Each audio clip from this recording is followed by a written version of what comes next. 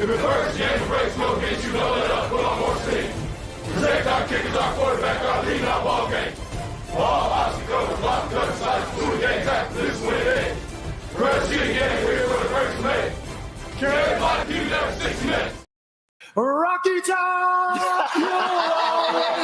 99% of the people in this world want to be great. Would you agree with that?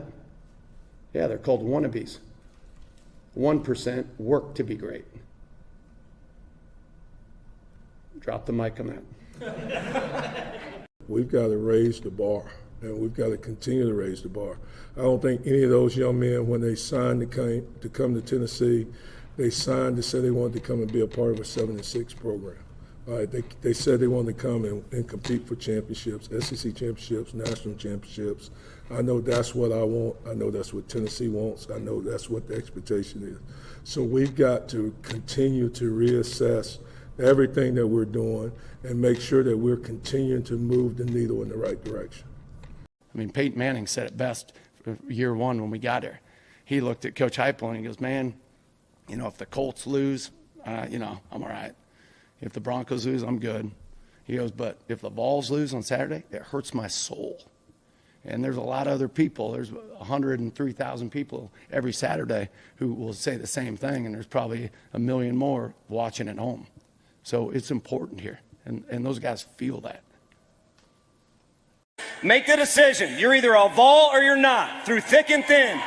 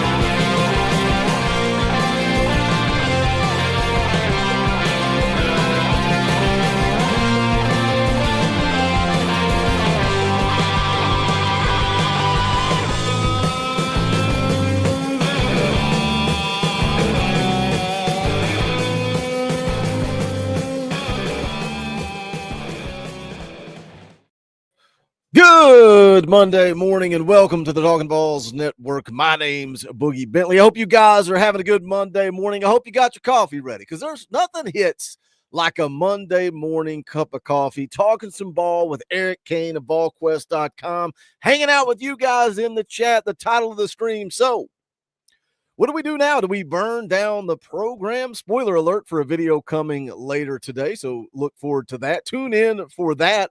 Man, it's funny how Monday mornings, the pulse, the heartbeat of the chat is just different, man. It's different, and I get it. Post-game shows, they can be emotional, especially night games. I get it. People have been saucing it up all night long. You drop a game to Georgia, and you're ready to burn down the program. Tennessee is awful. Oh, no, we suck again. So what do we do now? Let's look at what's going on in the chat. Let's look at the different vibes that are going on in the chat. Black Metal Banjo says, what do we do now? The same thing we do every year, fall short. Maybe I shouldn't have started with Banjo. Maybe Banjo has not recovered from the weekend yet. Let's move forward, though. Let's see what Jeff has to say. Jeff is here, says, good morning, Vol family. Tough weekend, but I still like the trajectory our program is on. The best is still yet to come. I like the way you think, Jeff. I like the way you think. William says, onward through the fog, GBO. Jeff says, I may be a sunshine pumper to some, 04 alum. I remember the dark days of Dooley, Jones, Pruitt era and how our cupboard was bare. You know, I mean, that's why I had the sermon last night. That's why I preached last night.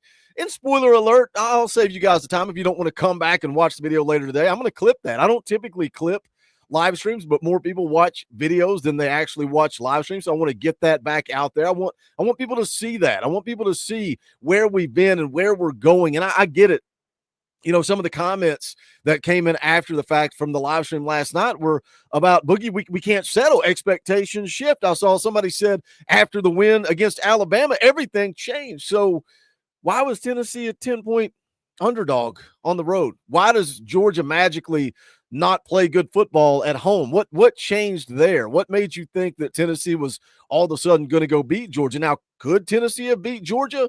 100%. Absolutely. Like, they could have gone down there to Athens and beat Georgia, but it's not easy winning on the road in the SEC. Well, that's just cliche, Boogie. That's what everybody says. Is it? Is it just a cliche? Why is there just 5 teams in the SEC that have 500 winning record on the road or higher? Like, it's hard to win on the road. Why did Georgia lose to Ole Miss? Right? I mean, it's maybe things are cliche because they're true. Maybe that's the case. We got a couple of super chats. Hondo T for 5.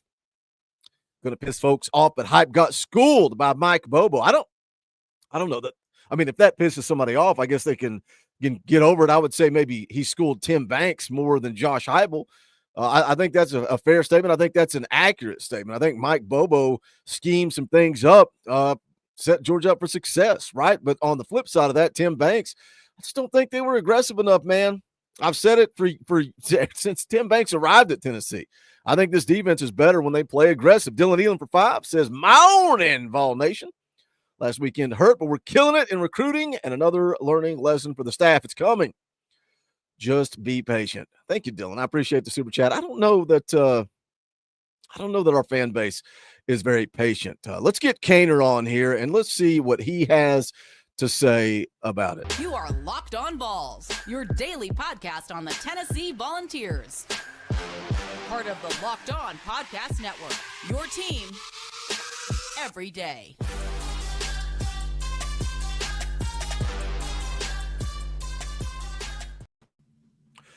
So what do you want to talk about, Cainer? You want to talk about – somebody last night said the word basketball? Is that what basketball? What's a basketball? Like, you want to break down the game against Austin Peay? You want to talk about Tennessee golf? Because a lot of people are done with this football team, Cainer. They're done with it.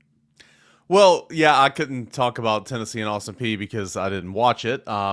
Secondly, again, I mean, I'm not trying to pump sunshine here, but I mean, there's still a very real and pretty decent chance to make the college football playoffs. I mean, you need a couple of things to go your way. You don't control your own destiny anymore, but you're very much in that conversation. So I would say the season is far from over, but I get the disappointment.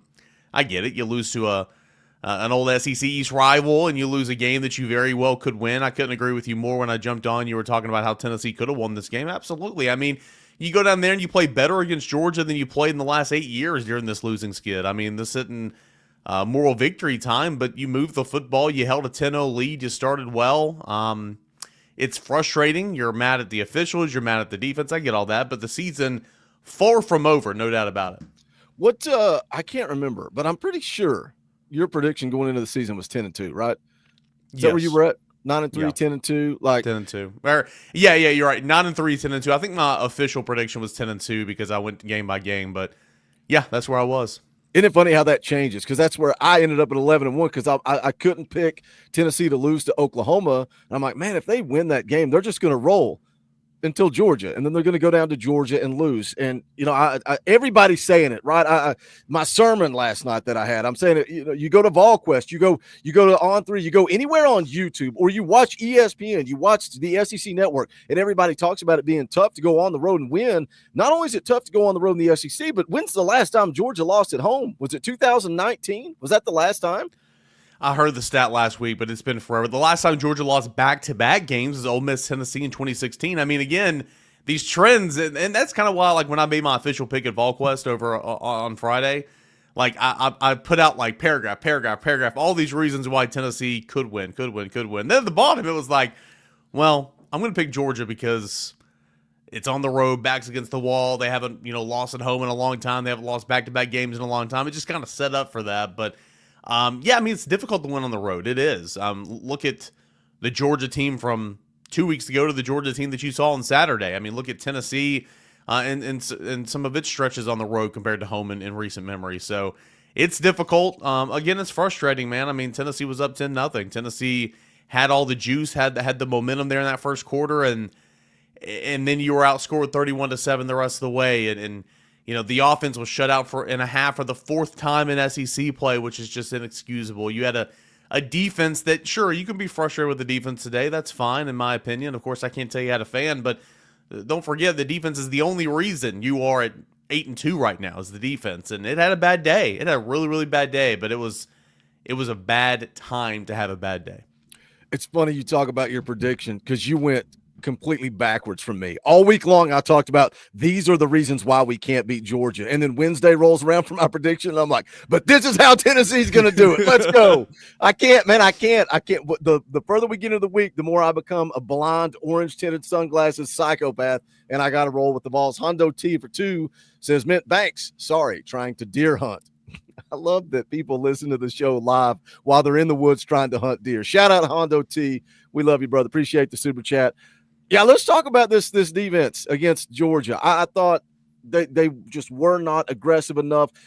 Going into the game, we talk about all the reasons, if Tennessee's going to find a way to win, what do they have to do? They got to pressure Carson Beck, force him to make mistakes. You're talking about a guy that had multiple turnovers in his last 4 games. You watch the Ole Miss game, and again, just going back to what the way we started the show, it's at Ole Miss.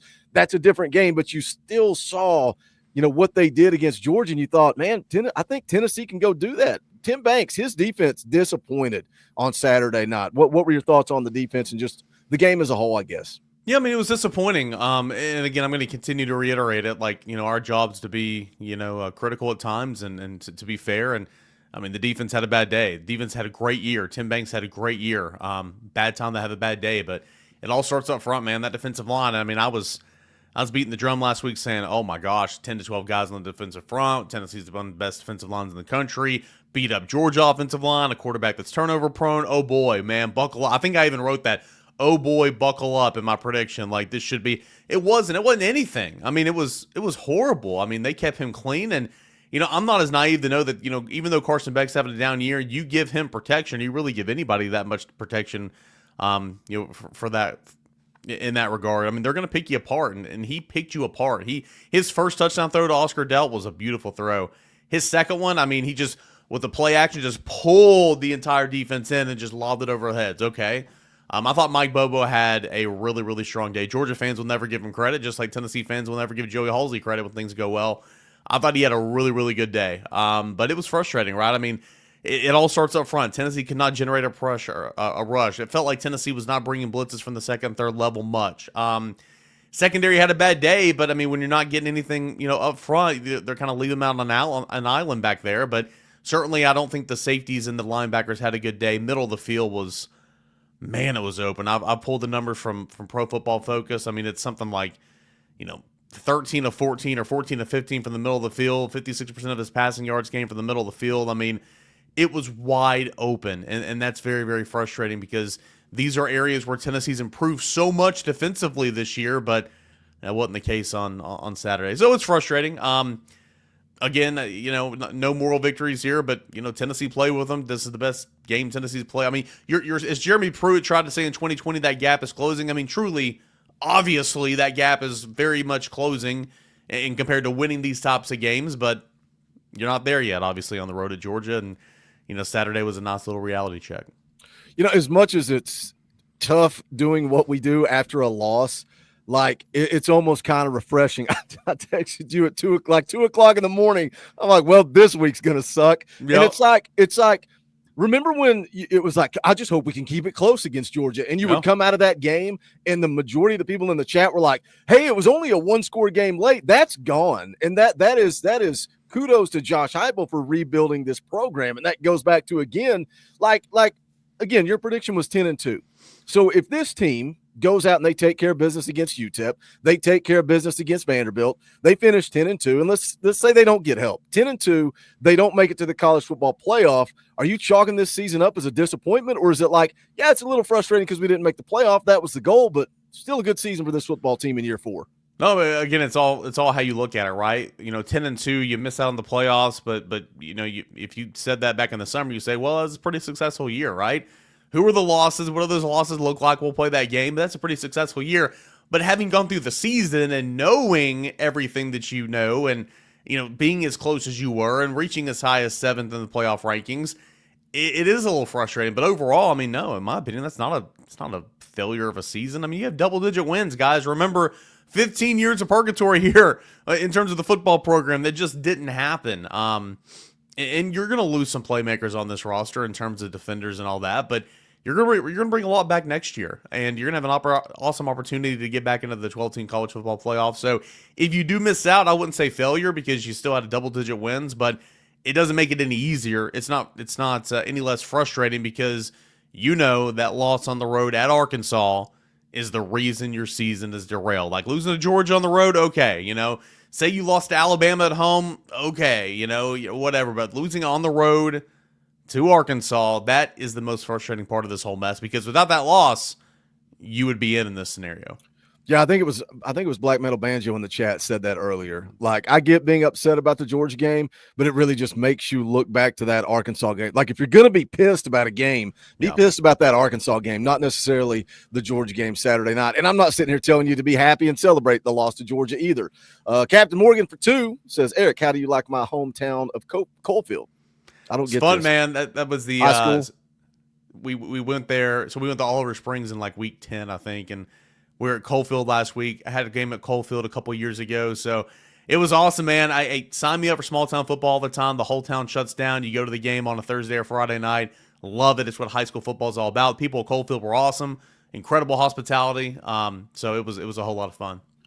Matthew Watson for 2 says, Go Vols, beat UTEP. Yeah, I thought we could spend the whole 30 minutes this morning just talking about UTEP. I think that makes it even worse, as that's how we bounce back after the Georgia losses. We got the mighty UTEP Miners coming to town. Rocket Top Tom for 5 said this team could be elite, truly elite, but they are killing themselves with unforced mental errors. It's all discipline. Locked on, Talkin VAWLS helps. Shout out Rocket Top Tom. We appreciate you. Donovan's in the house. Appreciate the $10 super chat. Says take care of business next 2 weeks for 1. Then Vandy beats LSU. Florida wins out. NC State wins out. Right now, Alabama is only win we have versus a team with a winning winning record. Is that accurate? Okay, let's play this game. So I don't have all the schedules in front of me, but obviously, you don't count UTC. NC State's struggling. What's Oklahoma's record? I don't even know. Oklahoma is that's not. Dang it! Why does it do this? Like when you click on it on ESPN, it gives you their record at the time. Yeah, Oklahoma's 5-5. So Florida is a win away from being 6-6. I know that. Alabama, of course, we know that. Kentucky is not. Mississippi State is not. Yeah, I mean that checks out just off the top of my head. Donovan doing his homework. We are a top 12 team. Period. Though, yeah, the AP poll came out. So let's talk about college football playoff implications. The AP poll came out, and I get it. This ain't everything. We'll see what the college football playoff committee does on Tuesday. By the way, thank you, Donovan, for the super chat. Appreciate you, brother. What needs to happen moving forward here? Do you think, like ultimately right now, do you think Tennessee gets in with a win over UTEP and Vanderbilt? Do you think the scenario plays out where they get in? I want to say yeah. I mean, I honestly do, and I understand. Like you and I talked about this last week, and I did a couple shows on it. What the committee told us on Tuesday of last week was no, right? But again, it's only November the 18th, and they have 2 more shows to fill. And so, I mean, I'm big on this week we're going to do this. This week we're going to do it. Shouldn't be this way, but again, it's all about the dollars and cents, right? I mean, they need to make some money. They need to have these programs. So I truly, truly do believe that they're going to get in because number one, I think Ohio State is going to wax Indiana, and Indiana is going to be out. Because Indiana does not deserve to be in this conversation with the strength of schedule of 100. They're undefeated, so give them their due. And it'll be interesting if they play Ohio State close. What do they do there? Kind of like Tennessee, Georgia. But I have a feeling Ohio State's going to take care of business there. Big time for Notre Dame to lose. Ole Miss and Florida. That's a game to watch this weekend for sure. I can see Florida beating Ole Miss for sure. Is that in the Swamp? I think it's in the at Swamp. Florida. Yeah, it's at Florida. Yeah, it's in the Swamp. I could see that as well. And then, of course, there's a bunch of different other scenarios. I think something will happen over the next 2 weeks, and I think it's going to be really, really difficult to leave a brand of a power T and a 10-2 from the SEC out. I understand Tennessee's strength of schedule is not good. I understand that Florida is Tennessee's second best win right now. I get it. It is not a normal year, but I do think that somehow, some way, it'll figure itself out to where Tennessee gets in. I just kind of have that feeling. But if it's all chalk and they go off of what they told us on Tuesday, then yeah, I could see Tennessee be on the outside looking in. I see Tennessee being ranked 12th or 13th this week and the first one out. Yeah, well, it's, again, college football, man. It's crazy. Anything can happen. Who in the world thought, if you went back earlier in the year, that, okay, we need Florida to beat Ole Miss late in the season to get in? You'd be like, we got no shot. But here Florida is playing better football, getting better as the season goes on. And Tennessee's got to get better, man. And here we sit with 2 games left, and I'm still going, all right, when's this offense going to put it together? You see all the potential, and they just don't put it together. UTEP coming up on Saturday, glorified scrimmage. I don't even think I want to call it a glorified scrimmage. It's just going to be an absolute – it's going to be assault is what it's going to be on Saturday. So I don't know that you take anything away from that. Tennessee's what, 41-point favorite, something like 41. that? They're going to be a favorite at Vanderbilt. And I know that's a hot topic. Everybody's talking about how Tennessee can't beat Vanderbilt. You're insane. ESPN FBI, take it for what it's worth, there's probably like 80% chance Tennessee goes in there and beats Vanderbilt. If this team plays up to their potential, and going back to what Tom said, man, it's discipline. It's little things that they do. If they play up to their potential, I think they can still beat anybody in the country, offensively and defensively. I mean, I agree with that, but I mean, this offense just can't find any rhythm. And I thought Nico played well the other night. I mean, like, was he perfect with his throws? No, he missed behind on some stuff over the middle, missed high a little bit, and that's common for young quarterbacks. But I saw a guy that was standing in the pocket and feeling pressure and stepping into his throws, and I saw a guy that ran and knew the down and situation and just knew to take off and go and get those yards. I mean, I thought Nico played pretty well, the other night. But the offense, I mean, Tennessee ran the football consistently for the first time over Georgia under Josh Heupel. That was good. Dylan Sampson, this offensive line, can get it done, but just the passing game's so out of sorts, man. Like, I'm so confused. I mean, they took that shot on drive number 1 and drew the pass interference. Okay.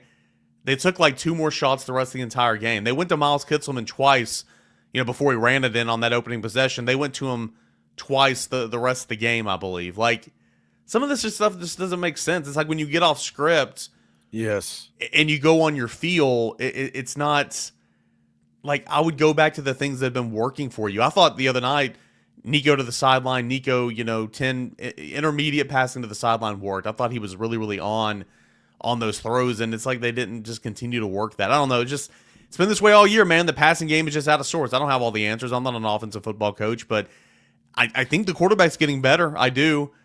He was running all over the place. The offensive line did not have a good game.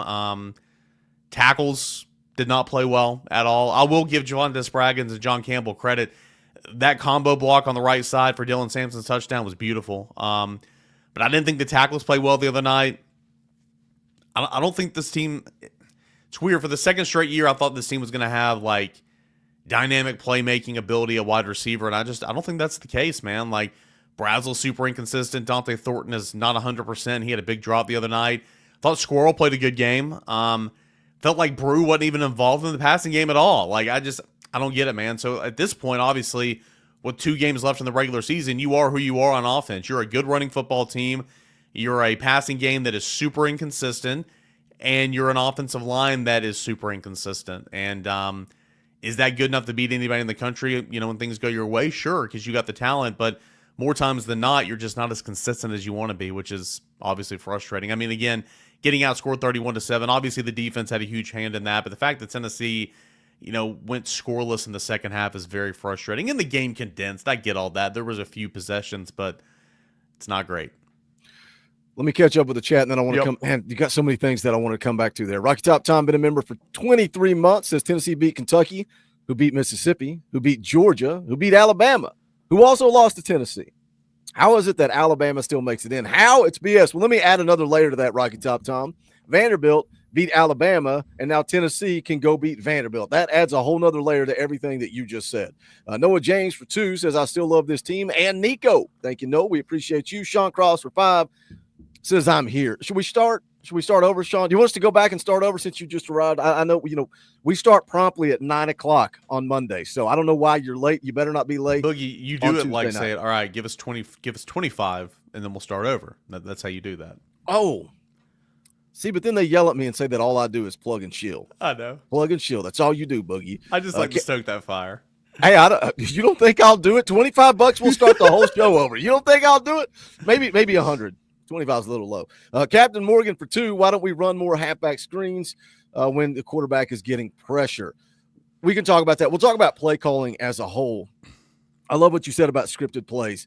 And it's funny because we've been talking for weeks. Tennessee can't score on their first drive. They can't score in the first half. What's going on? But all those drives were working, right? They were moving the ball, getting down the field, and then it's a fumbled exchange by Nico. Dylan Sampson fumbling, whatever the case. Couldn't have asked for a better start Saturday night. I mean, you go out there, defense gets a 3 and out, offense goes right down the field. I like the things that you're saying is like you're getting Kitzelman involved. The little wrinkle on the goal line, putting Kitzelman and fullback dive looking like James Little Man Stewart over the top. Little wrinkles on the scripted drive at the beginning of the game every week looks good. Everybody wants to talk about Alex Golesh. This offense has not been the same since Alex Golesh left. Maybe those people are right. I can counter argue it by saying, well, yeah, but we had Joe Milton last year, and that really set us back. My argument more than anything, and this doesn't apply to the Georgia game. This applies to earlier in the year. When you guys have running free down the field, and Nico's not putting the ball on him, or when he does put the ball on him, they drop it. It's real hard for me to blame Josh Heupel for play calling or Joey Halsley for play design when you got guys running free. But I would like to see them get more creative. I would like to see them utilize the tight end more. Look what Georgia did with their tight ends. You talked earlier about the middle of the field being wide open. It was, and Georgia took advantage. Hubbs put in his article the day after, what was it, 13 catches? 13 catches for over 150 some yards. Like Mike Bobo said, I'm going to scheme some things up for my tight ends who haven't been a factor. I think they just need to get more creative. And like you said, the scripted drives, man, why are they so successful? But then you get away from it and we struggle. Yeah, I don't know, man. Let's not forget too how many points Tennessee is. You're right. I mean, it's not like there's been no opportunities at all this year for this offense. I mean, Tennessee should have put 40 up on Alabama. Absolutely. Tennessee should have put 40 up on Florida. I mean, there were so many points. You know, it was more Nico's fault against Florida than it was against Alabama. It was more receivers' fault against Alabama. But I mean, it's the whole scheme, right? Tennessee's left a lot of points out there, this year. And so I don't know, man. I also would counter that in 2021. Remember, this offense is high flying in 21 as well. Cedric Tillman was a dude, and in 2022, Jalen Hyatt was a dude. I mean, is there anybody in terms of current Tennessee receivers you would take over those two guys? And I'm not trying to sit here and say make excuses, but I mean those two guys were really, really good. And Hendon Hooker was pretty good. So I mean it was 2022 was that perfect storm, right? I mean this hit, and then like you get spoiled because you get expecting that every single year, and it's not usually that easy, but it should be better than what we're seeing now and what we saw last year. So. I don't know, man. I mean, again, I think the quarterback's getting better. I'm not a quarterback coach. I know you talk to coaches and you have them on the program every single week, and they know more than I do. But I think the quarterback's getting better. He's playing with some more confidence. I think some of his throws are just legit NFL throws. I think he has a more awareness for the game and situations and all that. I think that he's not getting help right now. It's not all his fault, or it's not all their fault. He's got to step up his game too, but I just don't think the Tennessee's receivers have been very good. I don't think Tennessee's tackles have been very good, but we can, win, loss, draw. We can nitpick play calling, right? Why didn't they do this? Why didn't they do that? But again, like I thought the tight ends were going to be a super. I thought, what Georgia did to Tennessee, I thought was what Tennessee was going to do to Georgia. I thought the tight ends were going to have a massive game in this role in this game. And on the opening drive, they did. And then it's just like you stop throwing to them. And I don't quite really understand that. I don't know. It's just I don't have all the answers. It's just kind of frustrating. And also, when your defense is not getting off the field and then you have short drives because you're going tempo and maybe you get one first down and then you have to punt, you just don't have any time to get some rhythm. And so it's kind of ends with what you got on Saturday, which is not a very pleasant offensive outing, especially in the second half. Hondo T for 5 says Cainer brought me luck buck down. Thanks, old buddy. Got to sign off. Time to get a bloody pick incoming, Boogie. I can't wait. I can't wait to see. You are welcome. I'm here to help. Yeah, I'll forward it to you. Don't worry. Noah James for 2 says the crowd didn't rattle Nico. I think I saw people on the GQ talking about that. Man, he did. Like, he did not look phased at all by the environment down there in Athens. Donovan for 5. Eric gets better every time. Every game. Eric? He gets better every game, no doubt. But beside DeSamp, could we say our second best offensive weapon actually plays defense in Boo? He's electric. Somebody was talking about this last night, saying move Boo over to offense. I don't know about that. I like, he is electric with the ball in his hands. I've told this before when I went and watched him in the playoff game. I was like, that kid's way better at offense than he is defense. Sat on here with Coach Jay and listened to Coach Jay break down his film, and Coach Jay like brought a different dynamic to that film breakdown. He's like, we're going to do plays with him at running back, plays with him at wide receiver, and plays with him at safety. And I was like, okay, cool. And then after the running back, I'm like, dude, you got to bring this kid in as a running back. After wide receiver, I'm like, you got to bring this kid in as a wide receiver. And after safety, I'm like, you got to bring this kid in as a safety. He's just electric, man. He's a playmaker. Yeah, I mean, we all summer long expected him to be the day one returner, both kicks and punts. And it took a little, I know he's not returning kicks, but it took a little while for him just to get that punt, return job. And you got to be fearless. You got to have some confidence. You got to be tough. And he's all those things. Of course, you got to be electric. And we've seen all that. I mean, just another fantastic return the other day that set Tennessee's offense up for 3 points. How about you, Boogie? Like, at that point in time, I'm like, they better score here because you're getting the football at the 37. You better score. You better score. 3 and out. They kick a field goal. And I'm like, oh, boy, that's going to come back to haunt them. And ultimately, you lost by 2 touchdowns, so it really didn't. But I thought that was a missed opportunity to not take advantage of that beautiful return. And don't forget, Jackson Ross pinned him deep before that. I mean, again, special teams played well. And how about Max Gilbert?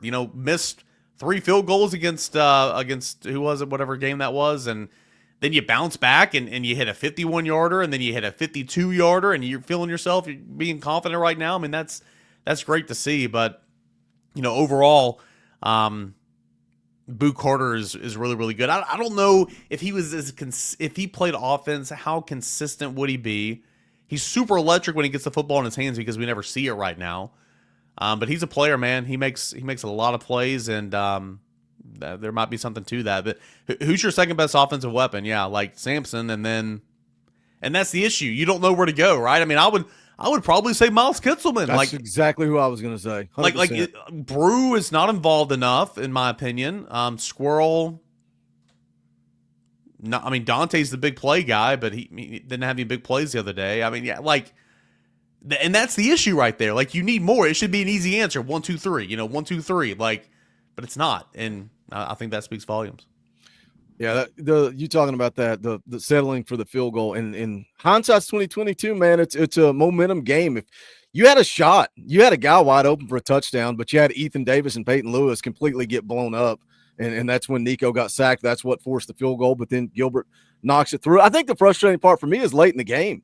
Like, I get it, you lost by 2 scores, but late in the game, you're driving, you're moving the football, you have an opportunity, and Dylan Sampson checks out of the game. That was frustrating to me. The game's on the line, and he's patting his helmet, and he's out of the game. But, man, even when Tennessee had to punt there, and they pinned Georgia back deep, I'm like, all right, get a stop here, and you're fine. Like, we're playing Georgia, and I've got this weird confidence that we still have an opportunity to get a stop and go win. But kudos to Georgia, man. They made plays. We can get on here and gripe about officiating, and rightfully so. They made some horrible calls, but Georgia made the plays. Mike Bobo, he outcoached Tim Banks, period. Yeah. No ifs, ands, or buts. 100% believe that. Cainer, let me talk about officiating real quick. Oh, yeah, well, I'll let you stay on all day. I don't care. Like, it's so frustrating, and I know it's because, we're passionate, and we care, and we take everything to heart and all that. Like, I can't stand, not saying Tennessee fans, just fans in general, like of any sport, we all have those friends.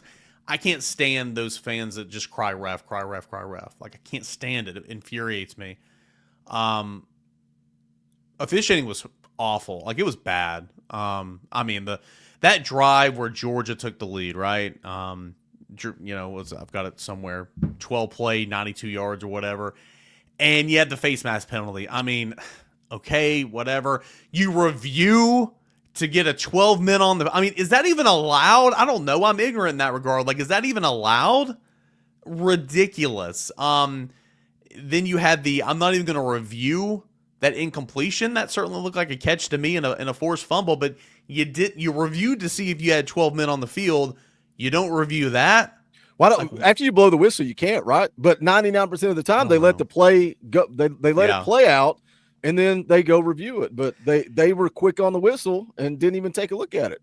The face mask drives me insane because, like you said, they went on to put together a long touchdown scoring drive that kind of let them climb back into this football game. What were you looking at? A 3rd and 6 right there, third and long.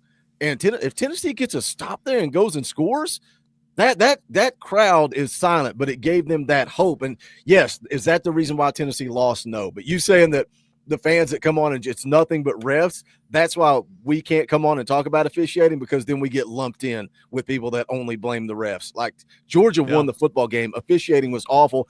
It's been awful all year long. You talk about, Jackson Moy running off. Tennessee has done that all year long. Other programs are doing that. And the official, he did stand over the ball, but not for long. And you got Kirk Herbstreit in the booth going, well, this is weird. The sideline reporter said 3 seconds. Where did that come from? It's not been 3 seconds. You look all over the country. Everybody's doing that. It's just ridiculous, man. And I look, I'm not – shout out Zach Reagan. I love Zach Reagan. He's going to cook up an article about that head official and all the games that Tennessee has lost because he is a former Alabama quarterback. Get your tinfoil hats on, boys, because tell me when he's telling lies. But even on that drive, we're still not done talking about that drive, because that's the drive that Carson Beck ran it in, and there was 100% defensive holding. Jeremiah Thielender held the guy. That's a penalty. There was also 3 offensive linemen that were holding too. I thought it was hilarious when I did my rewatch. I go back and they're like, "Yep, you see the holding right here," and they draw the circle around, and I'm just like, "Are you ignoring this guy that you can see a fistful of jersey?" You saw it live. I'm like, all right, this is coming back for holding. We're all right. Yeah. And again, it's the accumulation. That drive specifically is a snapshot of college football officiating this year. I mean, it's got a problem. But yes, again, the whole thing, was officiating good? Hell no. Was it bad? It was bad. Is it the reason Tennessee lost? No. Tennessee lost because it allowed 31 points. It allowed 400 and whatever yards of total offense the other way, and that's not who this defense is. Tennessee lost because the middle of the field was wide open. Tennessee lost because the offense was shut out in the second half. Refs were bad, and they contributed in with a couple of bad calls. But I mean, gosh, man, the reason Tennessee lost this football game was because Tennessee got its tail whipped defensively, and once again, inconsistent offense. I mean, it's as simple as that. So I don't know. Officiating is very frustrating. I mean, what on earth is a completed pass? I don't know. I mean, I don't think if you don't know, that's a problem. Squirrel White, man, that catch, I mean, sure, did he survive? I survive the catch. What does that even mean? Oh, that's so stupid. It is so stupid. Again, there's an issue. It's not just Tennessee games. It's all over the map. But, yeah, Tennessee lost because Tennessee, was a really bad football team in certain areas of the time. That's as simple as that. Game No Bueno's on fire in the chat. They don't know either. That's the problem. This comment from Game No Bueno: refs cause momentum shifts. That impacts the game. I said that last night, and then I get roasted saying that all I do is blame the officials. Those calls change the momentum of the game. It's just the reality of the situation. And I'll say this too, these refs, I mean, they're saying, hey, you need to be calling this, you need to be doing that. When this happens, you need to be doing that. I mean, a lot of times these refs are doing what they're told. It's the whole system. We need to sit there and reevaluate. It's bad, dude. Because I mean, again, Tennessee lost because what if Tennessee lost by a touchdown or a field goal? How much bigger of a deal would we be making on that one drive? You know what I'm saying? It's bad. It's bad. I thought we were over this. I thought we were moving forward. I thought we were going to talk about UTEP. The mighty Miners. There's nothing to talk UTEP. about UTEP, man. Scotty Walden, the former Austin Peay coach, now the head coach there. That is the story. He brought 10 AP guys with him. That's the story. I mean, Tennessee should go out there and win by 50. There's nothing to talk about. We can talk about what this team needs to do this week. I mean, they need to get off the mat. The leadership needs to show up. You need to go out there and just beat them really bad. But in terms of the scout, Boogie, I haven't even started on my first. There's no scout. I'm not scouting anything. Wednesday night, Talkin VAWLS Live, we're going to talk about the seniors. We're going to talk about the seniors and their impact on this program. That's what we'll talk about. It's a get-right game, but nothing matters. You go out and you score 100 on UTEP. Nico throws for 450 on UTEP. None of it matters. I'm not taking anything away from it. Go beat Vanderbilt and then hope the chips fall in your favor and you've got a shot at a college football playoff. They talk about this basketball thing. What do you got going over at Locked On Vols? What's going on over at VolQuest? Basketball, baseball, recruiting, but also, man, we got football left to play. Let's not discount that. Loss is frustrating. I get it. Season's still very much alive, and don't forget, you got 2 regular season games left that's guaranteed, and I mean, I guess a third game no matter what, even if it is a bowl game. Like, we live all year for this. We live all year for this. Soak in these last couple weeks. But now we're going to be talking about, I'm going to get into the weeds here and look at all these different playoff scenarios, get ready for Tuesday night. And then based on what they tell us Tuesday night, we can have that agenda and that narrative for the next week. And we'll know like what needs to happen over the weekend for Tennessee to get back into the college football playoff ranking. So a ton of football right now, ton of college football playoff stuff. And it's, I cannot believe it, Boogie. It is November the 18th right now. November. I mean, the season flies by, but we're talking about football over at Locked On Vols every single morning. Appreciate you, brother. I will be over on Locked On Vols Friday morning, getting you fired up. I'm going to get you fired up for the UTEP game. That's what I'm going to do. That is my mission in life. Kaner, I appreciate it, buddy. It's always a good time. We'll catch up later in the week. Hey, appreciate it, guys. Have a good week. All right, let's move it right along. But first, it wouldn't be a Monday morning stream if we didn't plug and shill. And by plugging and shilling, I mean go pick up some Talkin Vols merchandise at bonfire.com/store/Talkin Vols. Brand new State Pride 2.0 shirts. Love these, man. Love these designs. Kevin does a great job with them. Go check it out. We also got God Bless and Go Vols. You want rivalry shirts? We got rivalry shirts. Whether you want offensive shirts that say Buck Fama and FUGA, we got those. You want Beat Bama, beat Georgia, beat Florida, whatever you want, we got it. We also got a shirt letting Kentucky know that we are their daddy. But it's close to Christmas. Go buy a loved one, a Colt member shirt. What better shirt to get somebody for Christmas than a Colt member shirt? Bonfire.com/store/Talkin Vols. Also, shout out to all you members of the channel. If you don't have a Power T beside your name, but you're hanging out on this Monday morning, you like the content, you like the crossovers with Kaner, you like what we do around here, think about hitting the join button for just $1. That's it. $1 is all we ask. We appreciate it. You get a Power T beside your name, access to custom Talkin Vols emojis. If you're a member of the channel, drop your favorite custom Talkin Vols emoji in the chat right now. Let them know. But more than anything, man, you support the channel. We can't do this without the support of you guys, for the fans, by the fans, also fan-funded. Without your support, without super chats, without memberships, I'm not doing this, man. We're going back to maybe a post-game show and a Wednesday night show. I'm not doing Sunday night fan call-ins. I'm not doing Monday morning streams, Friday morning streams. I'm not pumping out videos every single day. It just doesn't happen. I'm blessed to wake up every single morning, come down here and talk Tennessee football, and it's all because of you guys. So thank you for every single person that supports this channel. Donovan drops a $10 super chat. We appreciate you. Says Igor is a beast, and we are 4-0. This basketball team is better than last year. More depth, no doubt. Dalton could go off, but this team is better. Donovan loves him some Tennessee basketball. Donovan is maybe the biggest Tennessee fan on planet Earth. It doesn't matter what sport it is. Donovan's tuned in, dialed in, and watching it. Look, I support the basketball program, support the baseball program. I support all Tennessee athletics. I just don't watch it all, and I don't lose sleep over anything but Tennessee football. It's Tennessee football all day, every day, right here on the Talkin Vols Network, because it is all I know. It's all Ron Slay knows, too. How come 3 Up, 1 Down is the only person in the chat to put their favorite custom Talkin Vols emoji is 3 Up, 1 Down? Not one other person was like, okay, I'll throw Boogie Bone. Here's my favorite emoji. No, just 3 Up, 1 Down with the interlocking UT logo. Coach Jay said, support the channel. I need a hobby. What he's saying is support the channel so he can get a paycheck. We're working on that. I got to pay for Coach Jay. I got to pay for his Mercedes car payment. I need help. I need support. All right, you guys know the deal on these Monday mornings. What we do after hanging out with Eric Cain for the first half of the show, we go and we watch Josh Heupel's post-game press conference. You guys control the show. You want to change direction, drop a super chat. We'll address it. Whatever you want to talk about, we'll talk about it. If not, we'll go through this post-game press conference and we'll see what Josh Heupel had to say after the disappointing, heartbreaking loss to Georgia on Saturday night. Give credit to Georgia. They did what had to be done in the second half to get a win. Love the effort that we played with. Played physical. Just didn't do enough.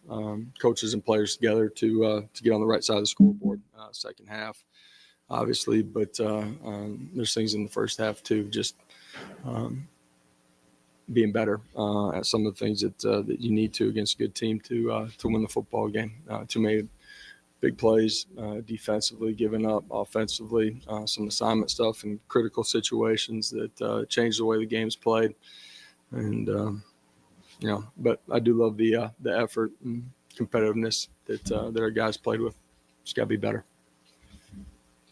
Man, the big plays were bad. Big plays were bad. Last couple of weeks, it was in the run game. This week, it's in the pass game. What was it? Six plays, I think, of 20 or more yards in the pass game by Georgia. It's frustrating, man. It's frustrating. And then on the flip side, the longest play from scrimmage we had was 17 yards. And that's okay. There's not like you don't have to have big plays. You want big plays, right? Like we want that high octane offense we saw in 2022. But if they're taking the top off or they're taking the top away from you, you can't take those deep shots and you got to dink and dunk, then utilize your tight ends, utilize Brew McCoy. I see somebody in the chat there. Who was it? Saw it just a second ago. Johnny Price. Play the what if game. What if they had kept using their tight ends to catch the ball and doing basically the same thing Georgia? Yeah, exactly. What if they had continued to feed Miles Kitchman? What if they had continued to utilize the middle of the field? There's nothing wrong with running the football, dinking and dunking, and getting down the field. Nothing wrong with that at all. Gregory C. becomes a member of the channel. Shout out, Gregory. We appreciate you, brother. Appreciate that support. Just $1 a month. Their strength in numbers. Check out this guy, Aaron. We call him Aaron around here. He's a Georgia fan. Georgia fan becomes a member of the channel. Shout out, Aaron. We appreciate you. Contrary to popular belief, I don't just block Georgia fans. I block Georgia puppets. I block Georgia fans that allow another grown man to tell them where to go and what to do on the internet. It's very strange. Very strange. I don't block Georgia fans. I block idiots. All right, let's hear more from Josh Heupel. Frustrated, obviously. Question, we'll start with Rick in the back and then Austin up front. Coach, I thought one of the keys for them was keeping Carson clean. They did keep him clean. Yes, sir. Okay, is this how the entire press conference is going to be? Is this how the whole thing is going to be? I'm sure some of y'all probably already watched this. Does Josh Heupel answer anything? You asked about getting pressure on Carson Beck. Yeah, they kept him pretty clean. Next question. Okay.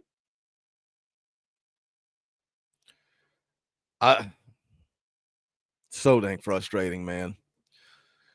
What happens if you bring pressure and get beat? I guess what? You get beat. But at least you give yourself an opportunity, man. At least you give yourself it just felt like such a different defense. And I know a lot of people were frustrated with the defense the last couple of weeks. Allowing so many rushing yards against Kentucky, against Mississippi State. But when they needed to make plays, man, they made plays. And I said this last night. I think I said it post-game. I'll say it again, man. Somebody needs to make a dang play. The game's on the line. Go make a play. I kept waiting for somebody to step up and make a play, and nobody stepped up to make a play. You got the football late in the game. It's a one-score game. Go make a play on offense. Nobody makes a play.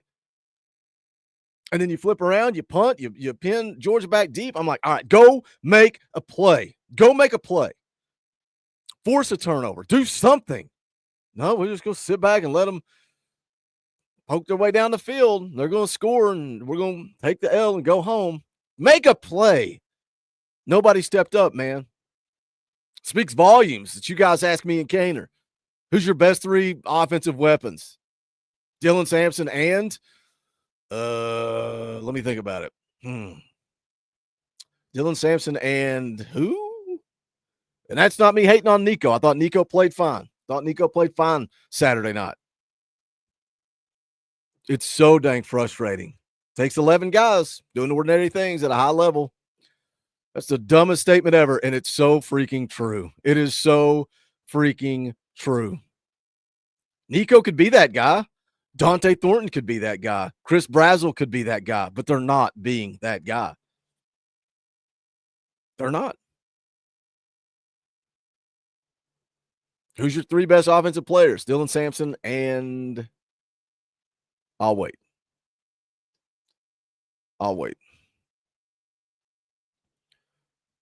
Will Brooks has been good, Rocky Top Tom. He wasn't good Saturday night against Georgia. What were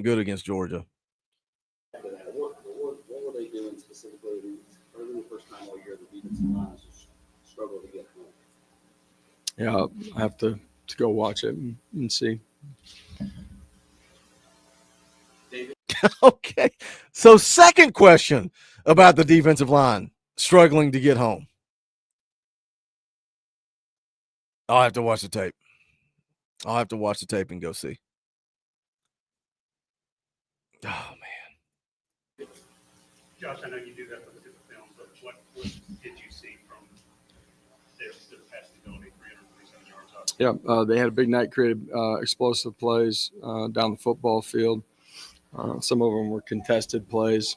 Some of them, guys are open down the middle. We're playing really well early, and then give up a hard count where they got a free shot down the middle of the football field, making explosive. They rubbed us a couple times and got guys free too. And so all in all, just weren't playing well enough. That's assignment sound, and then some of the technique too. I can't. Him talking about, James Pierce jumps off sides, gives him a free play. On the rewatch, I don't know what Andre Turntine's doing. I don't know what he's doing. Like, I know Coach Jay brought up Jamad McCoy, just shouldering the wide receiver, doesn't wrap up, doesn't tackle, and missed tackle was a problem. Coach Jay said that post-game. Rewatch, it's very evident. Live, it was evident. But Jamad McCoy, as much as that's wrong, and he's just shouldering a guy, what in the world was Andre Turrentine, gold jacket, green jacket doing? He had a clean shot at the wide receiver. I mean, just light him up. Free shot after Jamad McCoy shouldered him. And it almost looked like, I can't hit this guy. He just stumbled to the side and let him go. I'm like, what are you doing? What are you doing? Hit him. Lay him out. Be a safety.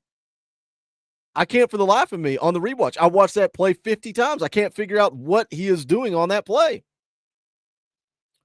You had another free play. Joshua Josephs jumps off sides, which is so exhausting. It's not as exhausting as them just flat out lining up off sides. Why is that a problem? Why does that continue to happen week after week after week after week after week? Oh, my gosh, if he's afraid of targeting, that is such a problem. They have killed the game of football if we got safeties that are scared to just make a hit because of targeting. But Joshua Joseph jumps off sides. They get another free play, and Jeremiah Thielander just falls down. Just falls down. That's it. Guy's wide open because Jeremiah Thielander falls down. But the offside stuff, lining up offsides is infuriating. Like, every time they snap the ball and I see a flag go up, I'm like, which one of these guys is lined up offsides again? Why are we lining up offsides? It's not that hard to look down and say, okay, I'm over the ball here. This is a problem. Josh, the drive that Georgia had, the face mask. Yeah, on the 2nd and 24. Yeah, the helmet came off. Yeah. 12 men that was reviewed. How pivotal do you think those calls were in flipping the momentum of the game? Pretty big. Other questions? Again, I think that was my buddy Sparks. That's not a bad question. He mentioned flipping the momentum of the game, the face mask. How big was the face mask in flipping the momentum of the game? And again, it's not making excuses. It's calling a spade a spade. It's calling us. You bailed them out. They're pinned deep. You got an opportunity. I think didn't Tennessee up 10-0 at that point? I can't remember the exact timing of that face mask. Let me look at the drive chart. Was that? Let's see. I think it was Georgia's first touchdown drive,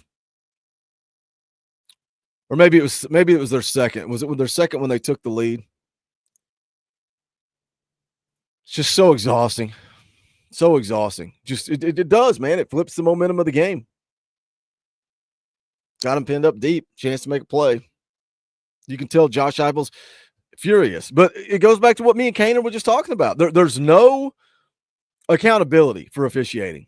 And we've said it all year long. I'm like, man, officiating was bad both ways. It wasn't just against Tennessee. It was for Tennessee. It's just awful. Awful.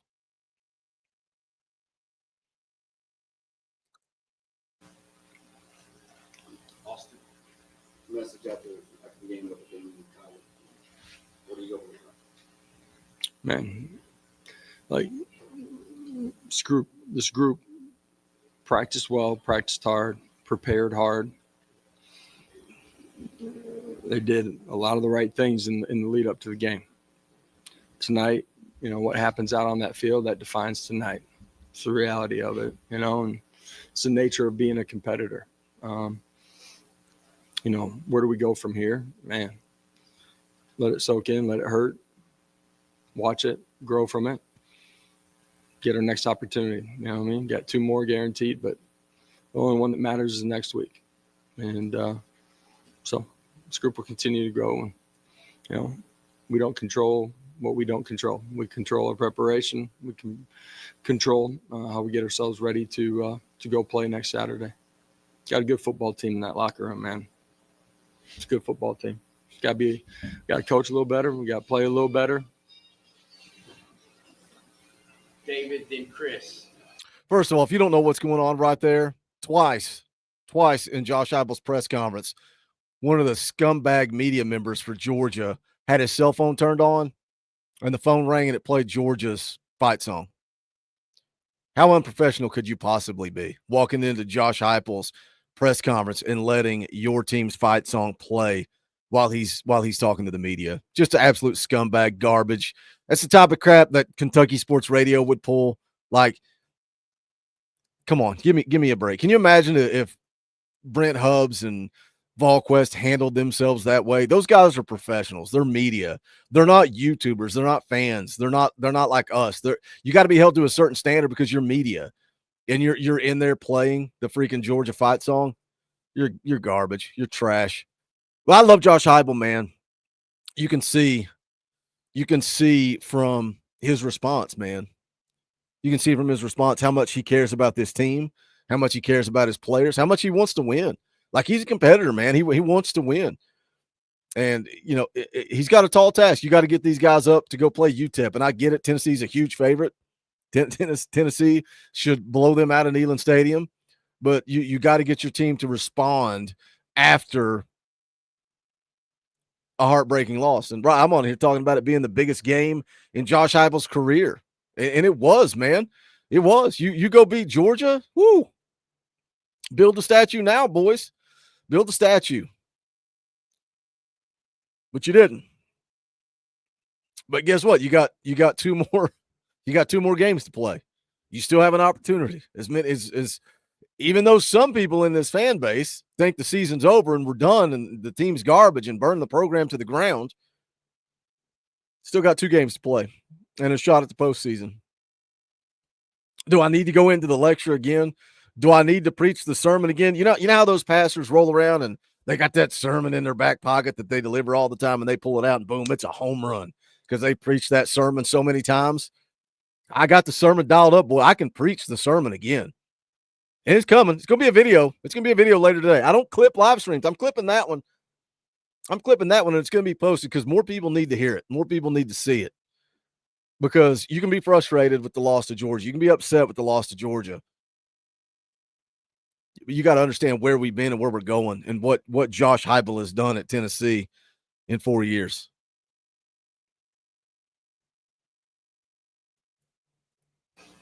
Josh, Start the GoFundMe right now for this. Go ahead and start the GoFundMe to get Coach Jay. Dude, you got it. You have to go to the Georgia game next year. You have to. You have to go to the Georgia game. Start the GoFundMe. Start it right now. Nico had a unique week. Can you talk about when he felt good, when you felt good with him, and just kind of assess his play tonight? You cannot tell me that's not intentional. Listen to how long this plays. He felt good when he felt good when you felt good. Nico had a unique week. Can you talk about? Listen to how long this plays. Josh, obviously Nico had a unique week. Can you talk about when he felt good when he felt good when you felt good with him and just kind of listen to this nonsense. You got the Tennessee media guys to tell the idiot to turn it off. Like, just a joke, man. Like an absolute joke. You're pathetic. You're a scumbag. That's what you are. You're a scumbag. Like, give me a break. Look at look at Josh Heupel's face. That's the perfect pause. That's the perfect pause point.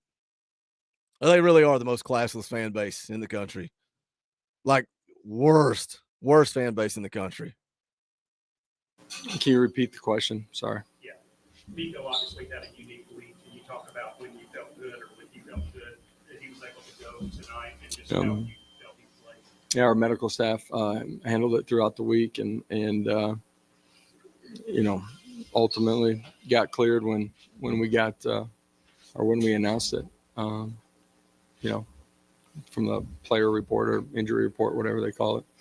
Thought Nico, I don't know what his numbers were, and played well tonight, man. He really did. There's some things that we're close on. There's some things we got to be better in protection, keep him a little cleaner, but thought he played really well tonight. Banjo, man, I've got it's my goal in life to build Banjo up. I got to build Banjo up. You've been on this ride before. You've not been on this ride before, Banjo. You've not been on the ride of a 10-win season since Philip Fulmer was here and won a national championship. That's the last time you've been on this ride of a 10-win season outside of Josh Heupel. Like, God, I'm going to have to preach the sermon again.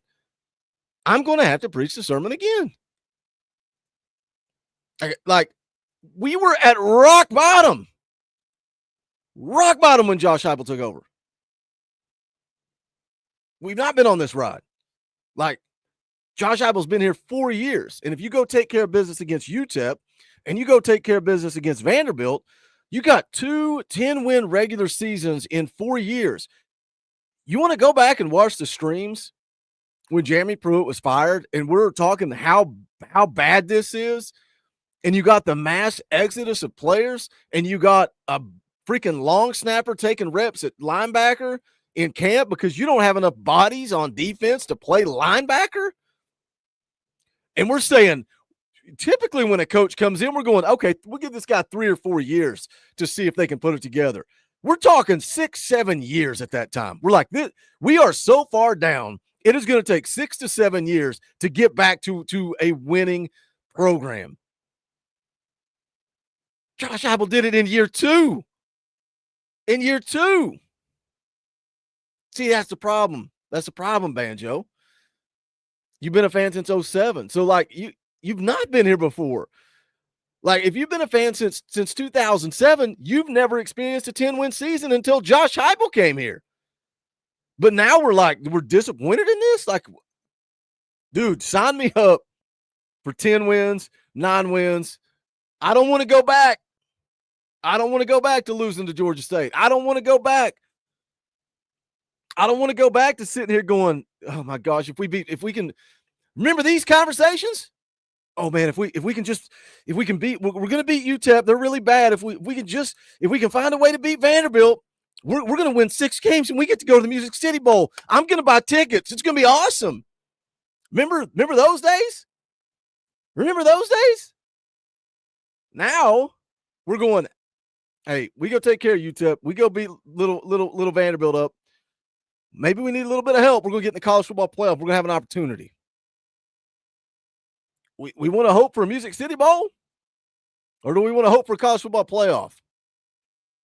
Like, man, how many times in that 2022 season did I say, do not take this for granted? Do not take it for granted. Now here we sit 2 years later. Burn it to the ground, Boogie. Burn it to the ground. It sucks, man. It sucks losing to Georgia. I get it. I'm not happy with losing to Georgia, but I refuse to sit here and be mad with a 10-win season. Not going to happen, particularly when most of us going into it said 10-2 anyway. Most of us said 10-2, and I get it. Things change, circumstances change, expectations change. Goodness gracious. We keep having this conversation and comparison. Mark Richt, maybe Heupel's not the guy. Maybe Heupel doesn't get us to the promised land, but maybe Heupel is the guy to come in and stabilize the program, flip the roster. Does he ever win a national championship at Tennessee? I don't know. Winning a national championship ain't easy, boys. It ain't easy. You just don't go out there and dominate. I love Josh Heupel, man. I love what he's done for this program. I don't like losing to Georgia. I don't like losing to Arkansas on the road. But I'm not going to sit here and complain about a 10-win season when I lived through the misery.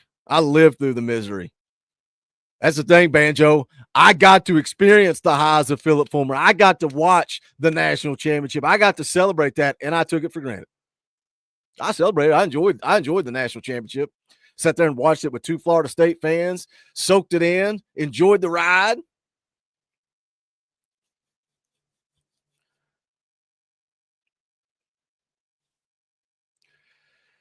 Oh, man. I feel like I need to sit down with Banjo and have an intervention.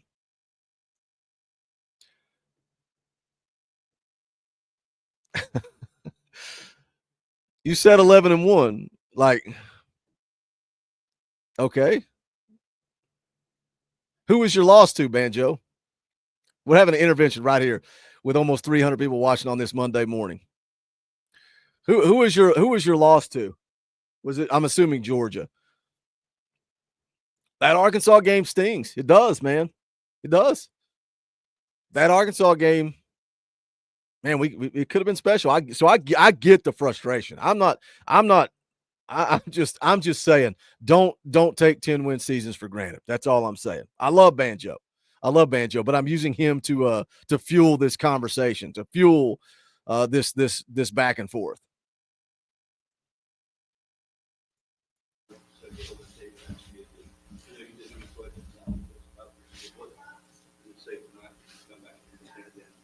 That guy's a warrior, man. You know what I mean? He's a young quarterback, going to keep getting better, but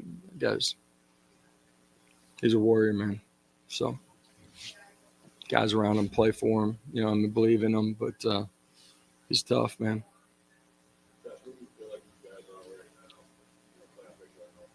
Man, I have no idea, man. All I know is this league, this college football, as good as it gets. Like, it is. Teams get beat on the road sometimes. It's hard to win, man. In this league, it's a good football team that we just played. Yeah, they've lost a couple of close ones on the road against good football teams. You know, I had turnovers in that game. It's a good football team. We're a good football team too. Josh, a follow-up on the face mask. When you watched the replay, Yeah, what did it look like? It looked like the back of the helmet popped off. You didn't see a hand on the face mask. What was the explanation? Can you repeat that? It looked like a helmet popped off. There wasn't a hand on the face mask. What did it look like? We've seen this. The back of the helmet popped off. You didn't see a hand on the face mask. What was the explanation? Can you repeat that? It looked like a helmet popped off. There wasn't a hand on the face mask.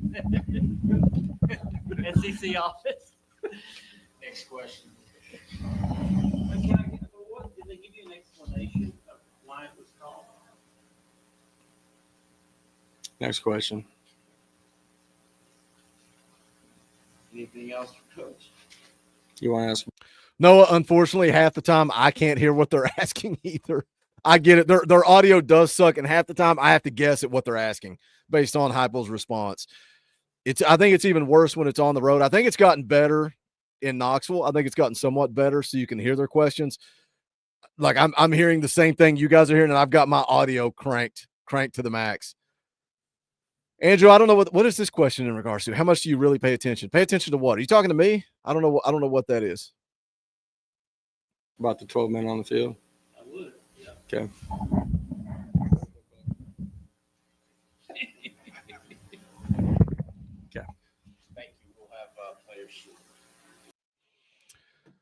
Oh, man. Frustrated. Okay, I didn't know if you were asking a specific question to me. I was confused. I got lost in the chat because I was preaching a sermon, so I didn't know if I missed something in the chat or I said something and didn't know what you were talking about. Sean Cross for 5 says Georgia took our stapler. Now we have to burn it down. Sermon incoming. I hope that doesn't make you guys mad that I'm gonna clip from the live stream. So just be warned, it's coming. That's going to be today's video. Is going to be clipped from the sermon from the sermon. It's going to be clipped from last night's live stream because I want more eyes on it, and I think more people will watch it in video format. It's going to make some people mad. I don't care. It's facts. It's my opinion, and we're gonna put it back out there. And if you guys like what we do, you like the channel, smash that thumbs up and go watch that video when it comes out. Give your feedback on it, give your thoughts on it, and smash the thumbs up on it. Share it out, promote the channel. We appreciate you guys. Can't do this without you guys. The way you support this channel is absolutely amazing, man. Absolutely amazing. We love you guys. The losses are tough, man. Post-game shows are tough, but we get through it. We move on. YouTubers say, what about UGA? It's got to be more clickbaity than that, Aaron. If I'm going to uphold my reputation of being a clickbaiter, I gotta be better at clickbait than that. All right, that's going to do it for this one. Video coming later today, tomorrow, Tuesday night. We need a Tuesday night. Play some EA Sports College Football. Beat up on Sean Cross. I always love doing that. I hope Matthew Washington, I don't know if he's in the chat. I hope he doesn't show up tomorrow night because he's giving me fits right now. He's going to beat me, and I don't like it. You want a shot to go head-to-head with me on EA Sports College Football. Retro, I will believe that when I see it. You were going to join the dynasty. You didn't. You were going to buy a player. You didn't. You owed me $250. You never paid it. I refuse to believe that you were going to show up tomorrow and play me on EA Sports College Football. I refuse to believe. But some of you will. You can come hang out on Tuesday nights. We play the dynasty with Tennessee. You want to buy a player? You can do it. It's usually pretty cheap earlier. In the night. Yeah, Retro, if you want to prepay now, you drop a $50 super chat. I will play you second. I'm going to start with the dynasty. I will play you right out of the gate tomorrow night. $50 super chat will make it happen. You can do that on Tuesday night. You can buy players. You can join our official Talkin VAWLS EA Sports College Football Dynasty. A lot of fun. We talk ball. We yell at each other. We argue. We talk trash. So if you're not down for trash talk, probably shouldn't join. But it's a blast, man. We did the off season a couple of weeks ago, and we all just got on headsets and sat there and hung out, talked ball. Good times, man. Good times. So if you want to do that, there's a link in the description below to join the Patreon as well. Last call for alcohol. Retro, if you want that game, you better drop it now because we're about to roll on out of here. There it is. You're up next. Tomorrow night. Retro, he drops a 50 spot. Money isn't everything. It's the only thing. And everyone has a price for the $1 Million Man. Shout out Retro. First time in all these years. I'm making a note right now. Retro, game 2 on Tuesday. All right, I got you down. I appreciate you, Retro. I'm going to put a beating on you. Although you beat Coach Rice. So it'll be interesting. I appreciate you, Retro. We'll play game 2, so don't be late. If you don't show up, I'm going to put that $50 in my back pocket like I did all those Georgia fans in the postgame show. So you better show up. Second game tomorrow night. It'll be probably around 7:15. If you're there every Tuesday night, you know what's up. So I appreciate you, Retro. Get in where you fit in. Come hang out. Come check out the video later today. I'm out the door. Appreciate you guys. Love you guys. This is the Talkin VAWLS Network. My name's Boogie Bentley. Go Big Orange.